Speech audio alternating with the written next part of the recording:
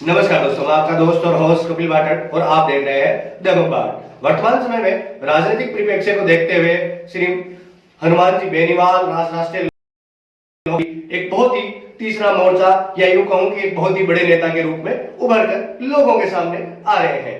तो इसी कड़ी में आज हम बात करने वाले हैं हनुमान जी बेनीवाल की। हनुमान जी बेनीवाल राष्ट्रीय लोकतांत्रिक पार्टी का गठन करके रूप में खड़ा करना चाहते हैं, या फिर यूं कहूं कि उन्होंने एक तरीके से तीसरे मोर्चे के रूप में राष्ट्रीय लोकतांत्रिक पार्टी को खड़ा कर दिया। भाजपा और कांग्रेस से परेशान लोगों के लिए एक ऐसा संगठन जो लोगों को अपनी ओर खींचने का काम करता है, और वर्तमान परिप्रेक्ष्य में देखें तो जो बगावत करने वाले लोग हैं उनको एक मौका दे रहा है तीसरे मोर्चे के रूप में, जो राष्ट्रीय लोकतांत्रिक पार्टी में जाकर के अपनी बगावत को सिद्ध कर रहे हैं। पहले इन पार्टियों की हैसियत में देखें तो बसपा थी, दूसरी अन्य पार्टियां थी, आरएलडी थी, अन्य पार्टियां थी जिनका कोई इतना बड़ा अस्तित्व नहीं था। लेकिन हनुमान बेनीवाल के बारे में कहा जाए तो 10 जिलों में उनका एक बहुत बेहद अच्छी पकड़ है। 10 जिलों में हनुमान बेनीवाल की वोटों की इतनी तेज पकड़ है कि उनको कोई हराने वाला या फिर उनकी पार्टी का कोई सानी नहीं। कहते हैं कि हनुमान बेनीवाल उन 10 जिलों में वोटों की बरसात करवा सकता है, चाहे वो कोई भी राजनेता हो। अब अपन बात करते हैं राजस्थान विधानसभा चुनाव में इस बार सभी की निगाहें हनुमान बेनीवाल पर टिकी हुई है, और बीजेपी और कांग्रेस इन दोनों की नाक में दम करने का काम अगर किसी राजनीतिक पार्टी ने किया है तो वह हनुमान बेनीवाल की राष्ट्रीय लोकतांत्रिक पार्टी है, जिसको लेकर बेनीवाल को राजस्थान का हनुमान भी कहा जाता है। राजस्थान में बालाजी का मंदिर है और राजस्थान में एक हनुमान बेनीवाल है। बात करते हैं राजस्थान में 25 नवंबर को विधानसभा चुनाव, भाजपा दोनों ही पार्टियों ने कई विधानसभा सीटों पर अपने उम्मीदवारों की घोषणा कर दी है। इसी बीच तीसरी दल के रूप में स्थापित करने की चाह में आरएलपी ने राजस्थान की सियासत में हलचल मचा रखी है। आरएलपी के प्रमुख नागौर के सांसद अपने तेज तरार और विवादित बयानों के कारण काफी बार सुर्खियों में रहते हैं। बेनीवाल इस चुनाव में राष्ट्रीय लोकतांत्रिक पार्टी को व्यापक स्तर पर राजस्थान में खड़ा करने के लिए प्रयास कर रहे हैं। उन्होंने इस चुनाव में 200 विधानसभा सीटों से अपने उम्मीदवार उतारने की ताल ठोकी है, जिसको लेकर सियासत में जमकर हलचल है। ऐसे में सवाल उठ रहा है कि बेनीवाल राजस्थान की राजनीति को कितना प्रभावित करेंगे, बेनीवाल का आने वाले चुनाव में कितना वर्चस्व देखने को मिलेगा, क्या वाकई में बेनीवाल अपनी आरएलपी पार्टी को तीसरे मोर्चे के रूप में स्थापित कर पाएंगे। जानिए आगे इस वीडियो में विस्तृत रूप से। सांसद बेनीवाल काफी समय से कांग्रेस और भाजपा दोनों दलों में जमकर आड़े हाथ लेकर हमले करते रहे हैं, चाहे वो अशोक गहलोत के खिलाफ बोलना हो, चाहे वसुंधरा राजे के खिलाफ। अपनी चुनावी सभा में उन्होंने गहलोत और वसुंधरा की मिलीभगत को भी लेकर बड़े आरोप लगाए थे। बेनीवाल इस बार अपनी पार्टी से राजस्थान की सभी सीटों में उम्मीदवारों को उतारने का विजन लेकर चल रहे हैं। इस कारण बेनीवाल ने अपनी पार्टी को राजस्थान में तीसरे मोर्चे का विकल्प, इस विधानसभा चुनाव को लेकर बेनीवाल काफी सक्रिय है। इसको लेकर उनका चुनावी कैंपेन सत्ता परिवर्तन संकल्प यात्रा इन दिनों काफी सुर्खियों में है।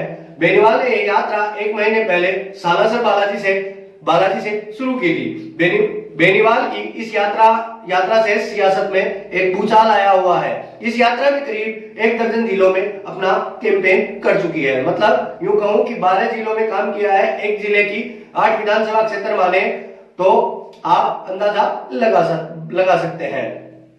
बेनीवाल का दाव है, क्या करते हैं क्या नहीं करते हैं, क्या राष्ट्रीय लोकतांत्रिक पार्टी तीसरे मोर्चे की कमी को पूरा कर पाएगी। सांसद बेनीवाल ने अपनी चुनावी सभा में बीजेपी और कांग्रेस दोनों ही दलों के शासनकाल के भ्रष्टाचारों के मामले को लेकर जमकर हमले किए हैं। उनका कहना है कि राष्ट्रीय लोकतांत्रिक पार्टी राजस्थान दलों का तीसरा विकल्प मजबूती से उभर रही है। इसको लेकर बेनीवाल ने कहा कि विधानसभा चुनाव में उनकी पार्टी राजस्थान की सभी 200 विधानसभा सीटों पर अपने उम्मीदवार उतारेगी।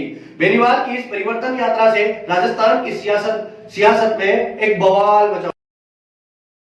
विधानसभा चुनाव में अपनी मजबूती से ताल ठोकने के लिए काफी गंभीर नजर आ रहे हैं। 1 माह पहले रवाना हुई उनकी परिवर्तन यात्रा राजस्थान के दौसा, सीकर, चूरू, डीडवाड़ा, कुचामन, नागौर, पाली, जयपुर, सुजानगढ़ और मकराना क्षेत्रों में अपना कैंपेन कर चुकी है, जहां बेनीवाल की सभा में लोगों का काफी उत्साह देखने को मिल रहा है। इस कैंपेन में दोनों ही दलों में हलचल मची हुई है। इसके अलावा बेनीवाल की पूर्व डिप्टी सीएम सचिन पायलट के गढ़ टोंक पर भी नजर बनी हुई है।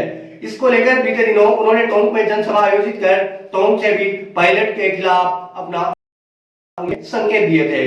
बेनीवाल ने पहले सचिन पायलट को कहा था कि वो उनकी पार्टी में आ जाए, ऐसा सूत्रों के अनुसार खबरें आई थी कि वो उनकी पार्टी में आ जाए, लेकिन ऐसा नहीं हो पाया।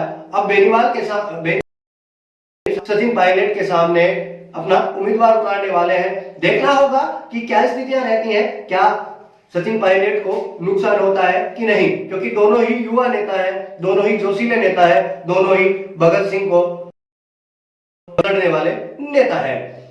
मजबूती से ताल ठोकने के लिए हनुमान बेनीवाल काफी गंभीर है। एक माह पहले रवाना हुई उनकी परिवर्तन यात्रा कई जिलों में कर चुकी है। आगामी विधानसभा चुनाव में सांसद बेनीवाल जमकर चर्चा में है। हनुमान बेनीवाल सांसद वर्तमान समय में सांसद है और वो भयंकर जमकर चर्चाओं में है। सत्ता संकल्प यात्रा चल रही है। सांसद बेनीवाल ने इस बार राजस्थान की 200 विधानसभा सीटों से उतारने का पूरा मन बना लिया है। उन्होंने कहा कि राजस्थान की जनता बीजेपी और कांग्रेस दोनों ही दलों से उब चुकी है। अब जनता तीसरे विकल्प की तलाश में है जिसे आरएलपी पूरा कर सकती है। इसको लेकर उन्होंने सत्ता परिवर्तन संकल्प यात्रा भी चला रखी है। इसमें लोगों का काफी उत्साह देखने को मिल रहा है। लोगों के उत्साह को देखकर सियासत में चर्चा है कि बेनीवाल इस विधानसभा चुनाव में अब कितनी हैसियत रखते हैं, कितना चुनाव परिणाम को कितना प्रभावित कर पाएंगे।